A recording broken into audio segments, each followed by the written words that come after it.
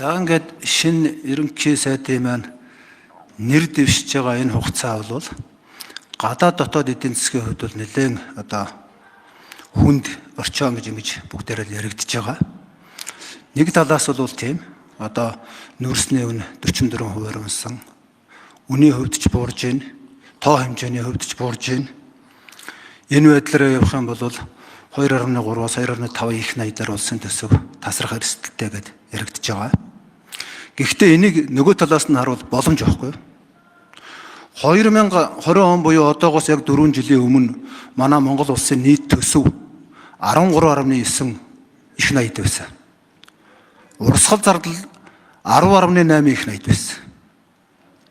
Сая 25 онд төсвийг 33.4 их найдаар баталсан.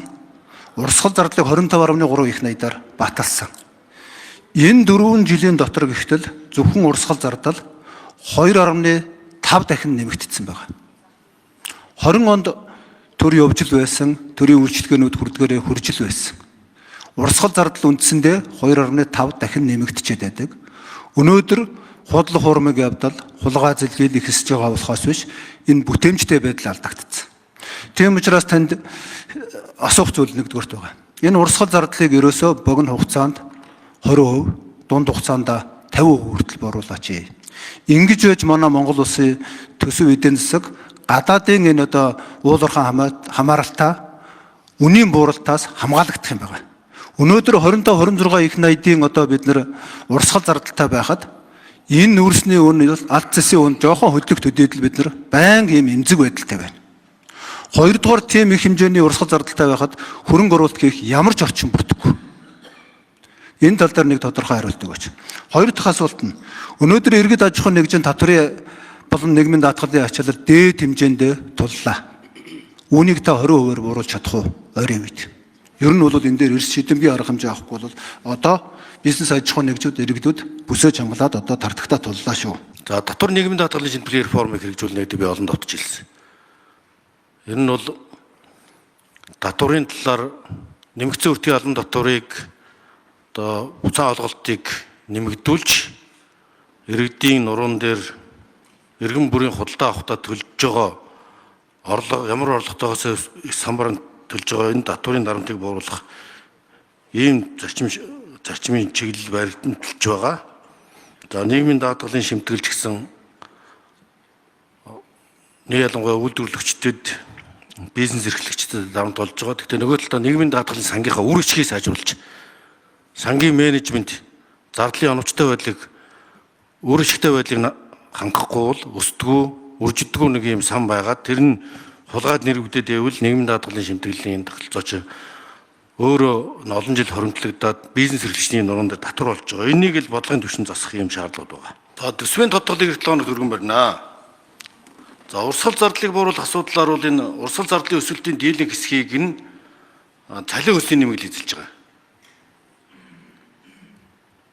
Нийгмийн даатгал халамжийн тэтгэмжийн өсөлт ер нь бүхэн нийлээд бараг л нэг их найд. Энийг бууруулахад бол хүндрэлтэй. Нэгт олгож байгаа цалин өсийг иргэд тэтгэмжийг бууруулахад хүндрэлтэй. Багш эмчнэрийн цалин нэмийг л ярьж байгаа болохоос биш бууруулъя гэж нэг ч хүн ярихгүй. Харин 2025 онд бусдаар гүйцэтгүүлэхээр төлөвлөсөн урсгал зардал бол 1.9 их найд төгрөгийн зардал байгаа.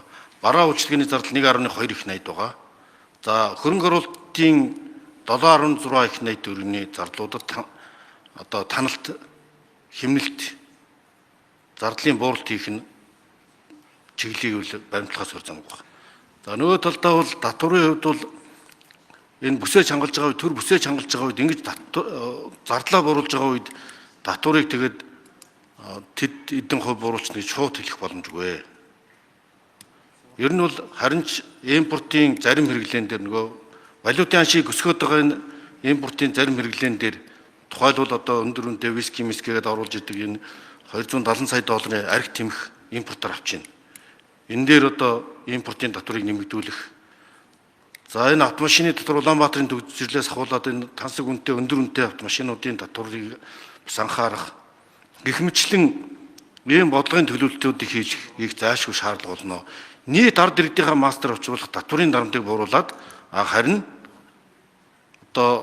тансаг хэрэглээ гэж нэрлэж байгаа хэд өндөр үнэтэй хэрэглээн дээр татвар оногдуулах, арх тамхин дээр татвар, импортын арх тамхин дээр татвар оногдуулах юм болцоо ийм шаардлага бол гарна гэж бодож байна. Татварын асуудал бол дээд хэмжээндээ тулсан. Энэ бүтээмжийн асуудал ярьж байгаа шүү. Одоо зохиолбол энэ олон жилүүдийн дотор бид нар валютын ханшиг өсгöd байгаа ганцхан зүйл нь шатхуунаа дотооддоо үйлдвэрлэх болох асуудал шүү дээ. Тэгэхээр энэ татварыг одоо хэрэглээ буруулахаас илүү дотооддоо бүтээмжтэй явуулах хэрэгтэй. Тэр урсгал зардал бол үр ашиггүй байгаа нь инфляцийг нэмэгдүүлж байгаа гэдгийг хэлэх ёстой. Харин сангийн яам дээр сүүлийн үед судалгаа хийгээд урсгал зардлыг огцон буруулах хэд хэдэн хувилбар бас боловсруулсан байж байгаа. Нэлээд боломжийн хувилбарууд бас байгаа гэж харж байгаа. Урсгал зардлыг одоогоос 20%-аас дээш хувиар бууруулж иж бид нар энэ уул уурхайн баялагын үнийн бууралтаас эдийн засгаа тогтворжуулах энэ бодлого руу шилжих юм байгаа шүү гэдгийг тандас хэлье.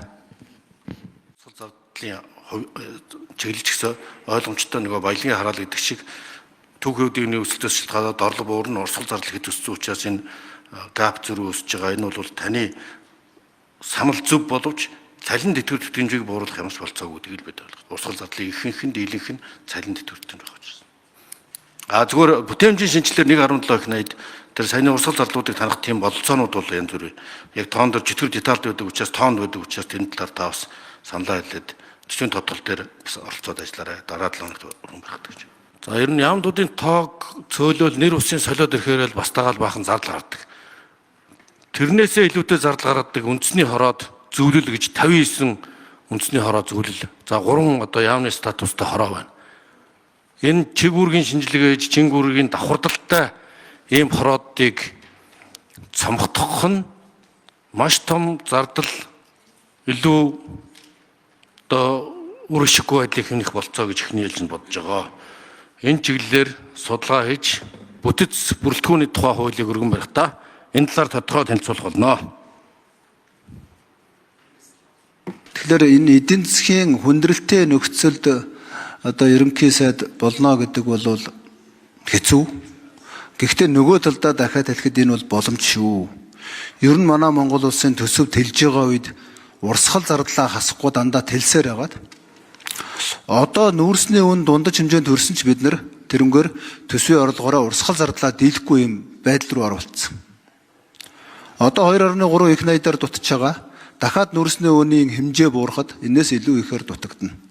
Тийм учраас шинээр сонгогдож томилогдож байгаа одоо энэ ерөнхий сайдад ямар боломж байна вэ гэхээр түүхэндээ анхудаа урсгал зардлыг 2020 оны үеэлүү буюу 15 их 80 руу оруулах юм бол энэ бол бас Монгол улсын төсөв санхүүгийн түүхэнд гайхамшигтай сайхан амжилт болох ийм боломж байгаа шүү гэдгийг бас хэлэх гээсэн.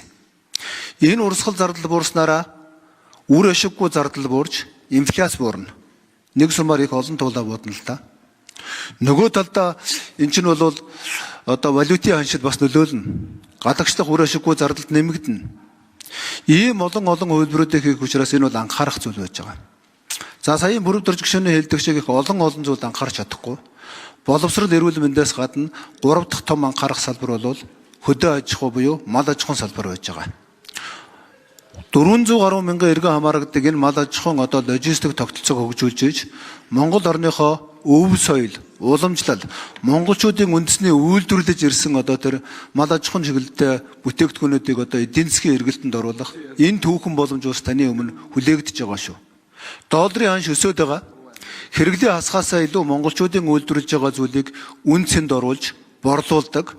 Ямар ч тохиолдолд монголчуудын одоо валютын орлого орж ирдэг тэр боломжийг хангах бас энэ түүхэн боломж байгаа. Тийм учраас эдийн засгийн одоо энэ хүндрэлтэй нөхцөл гэдэг нөгөө талаасаа маш том боломж юм аа.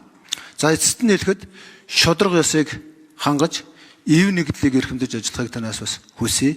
Өнөөдөр бид нар одоо намчрахж хуваагдж байна, фракцалж хуваагдж байна, бараг хүүсээрээ хуваагдж байна, бүх зүйлээр хуваагдж байна.